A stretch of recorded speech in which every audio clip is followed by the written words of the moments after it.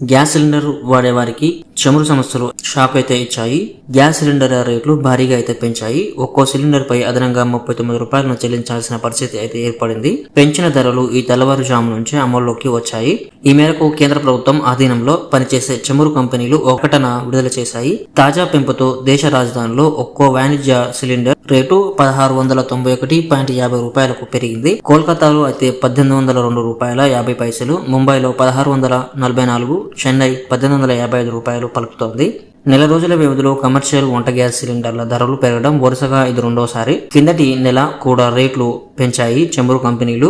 ఒక్కో సిలిండర్ మీద 8.50 పైసల మేర భారాన్ని మోపాయి. ఇప్పుడు మళ్లీ 39 రూపాయల చొప్పున అయితే పెంచాయి. అంతకంటే ముందు మే, జూన్, జూలై నెలల్లో వాటి రేట్లను కొంతమేర తగ్గించిన విషయం తెలిసిందే. మే నెలలో 19 రూపాయలు, జూన్ నెలలో 69.50 పైసలు, జూలైలో 30 రూపాయల మేర తగ్గించాయి. కమర్షియల్ వంట గ్యాస్ వినియోగదారులకు ఊరట